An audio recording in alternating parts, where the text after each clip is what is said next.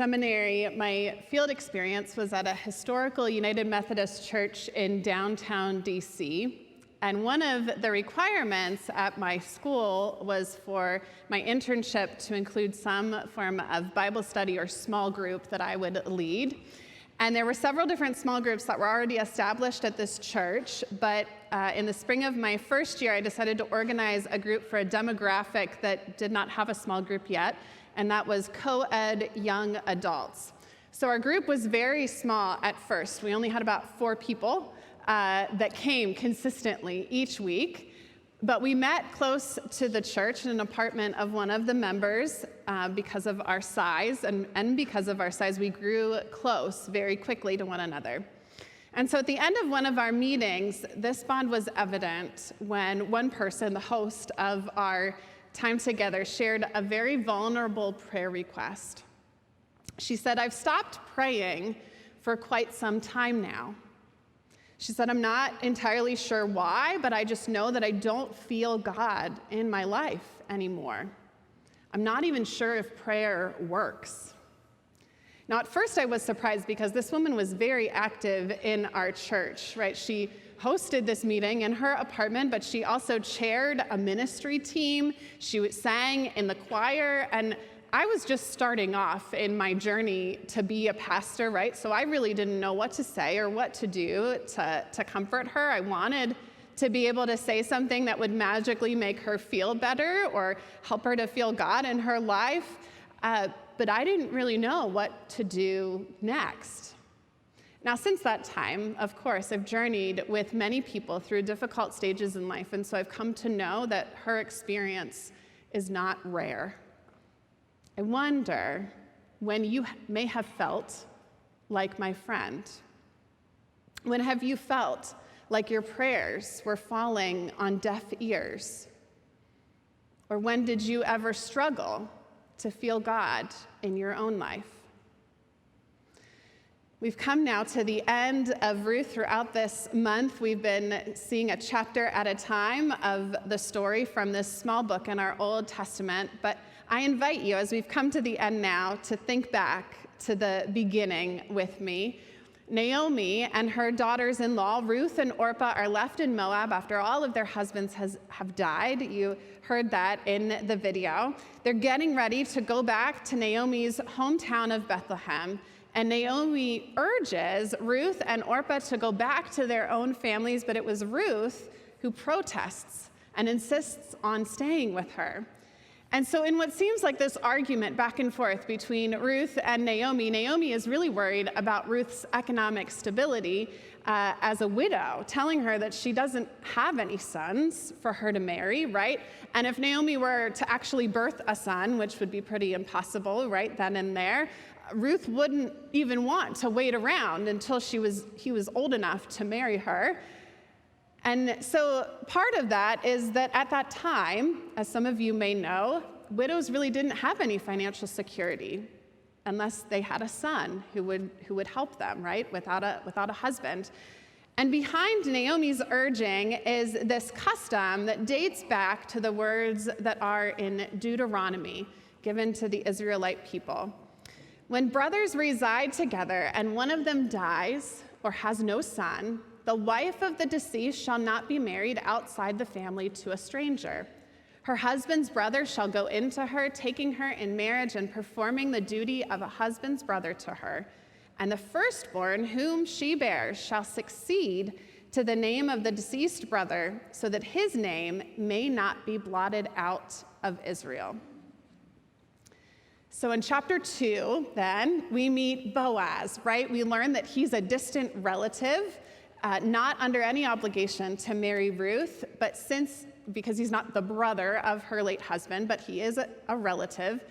And then in chapter 3, after knowing each other for 2 months, Ruth goes and proposes marriage to Boaz, asking him to do so to redeem her and Naomi from poverty.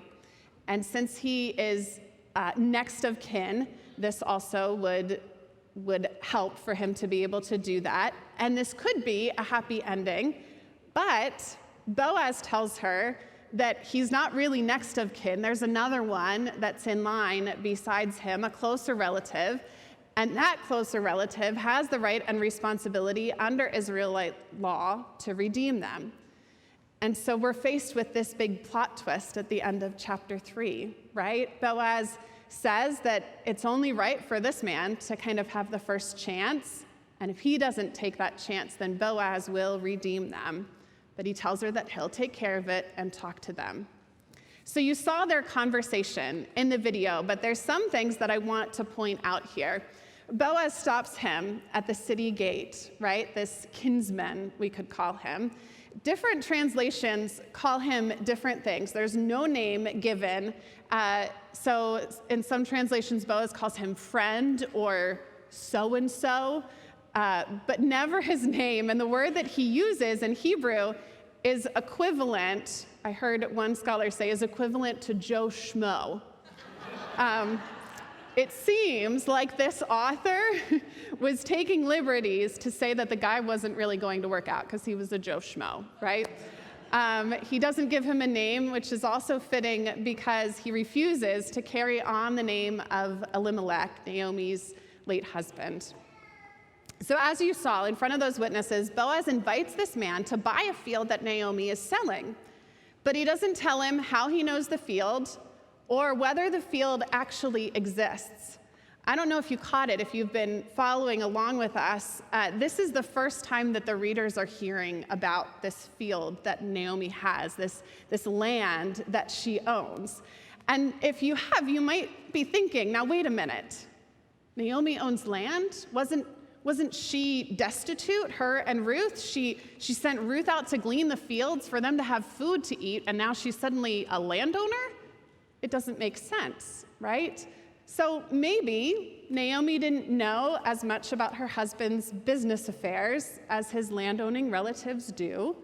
Or it could be that Boaz is a shrewd businessman and the land deal was really just a ploy to achieve what he wanted in the end.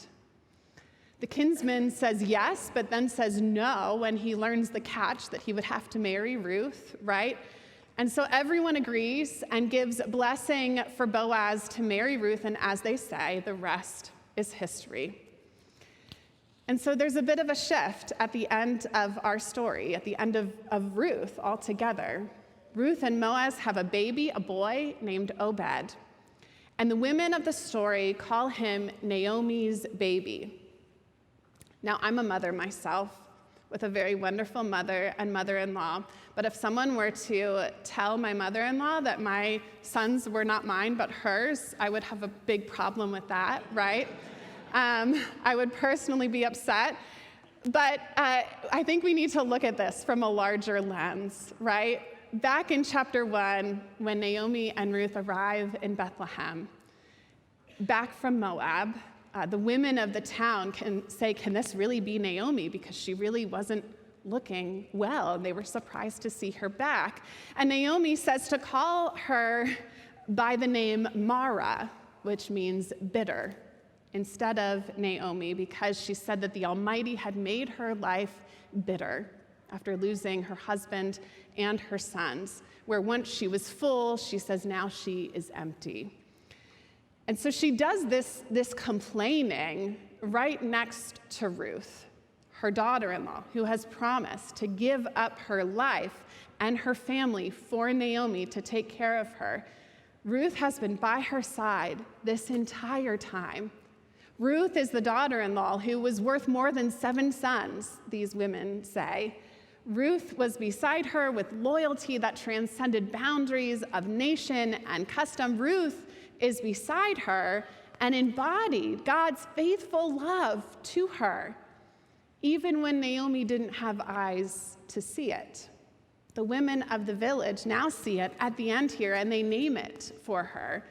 It's a new day, and new life abounds. What's interesting, though, is that Naomi remains silent at the end. We don't hear her speak at all.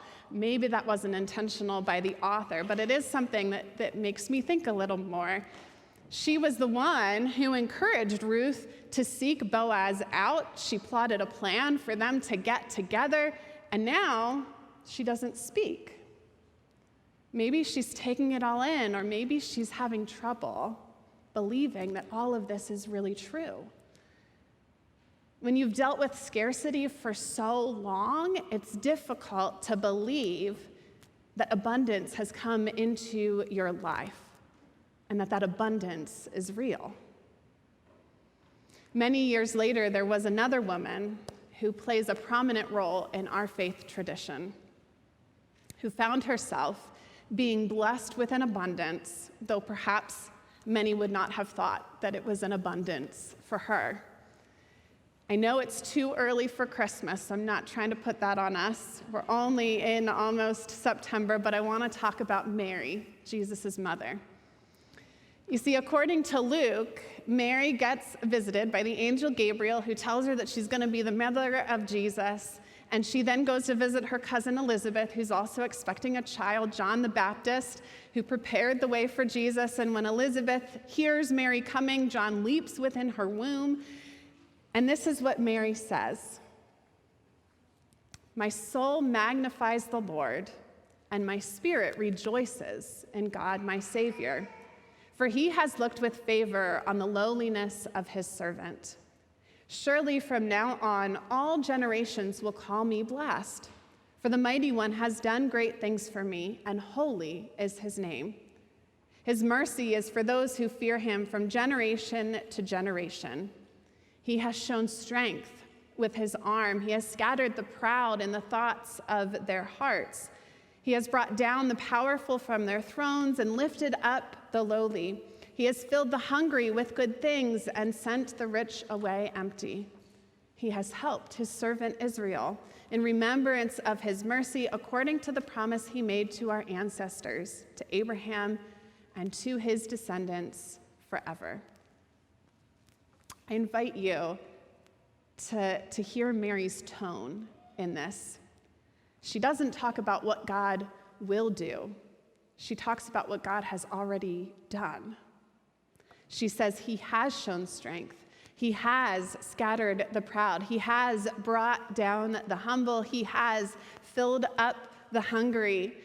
Mary is acknowledging that the God of Israel is the one who has already sided with the oppressed and the downtrodden since slavery in Egypt. And this God has been making and keeping promises since the time of Abraham. It doesn't mean that everything has been accomplished, but it does mean that it will be. And Mary is now included in God's ongoing story of transformation and redemption. Now, this would scare a lot of us out of our minds. And perhaps Mary had her moment of fear and letting it all sink in before she shares this with her cousin. But for now, this causes her great joy.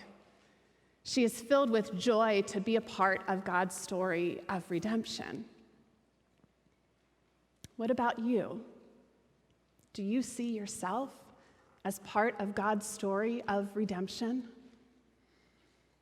Or perhaps you're feeling a bit like Naomi through most of this story, struggling to see God present in your life. Sometimes I think that we get in our own way. You know, we are bombarded every day by the tragedies of this world. And I've come to notice that right after tragedies, arguments start about how the tragedies happened and how they should or should not be prevented, and no real solutions are made when that happens. Just a lot of argument back and forth. And we saw that this week in Minnesota. We're seeing it happen right now. We're told also every day about scarcity, that it causes us to turn inward and to see everything and everyone that doesn't agree with us as an enemy. But Mary shows us a different perspective. She lifts up God's act of mercy.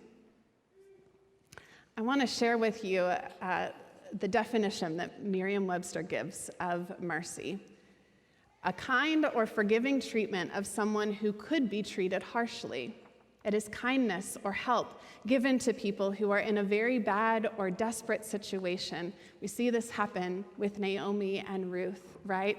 And now Mary sees this pregnancy of hers as an act of mercy simply because God has chosen her, someone of low status, to carry out this important role.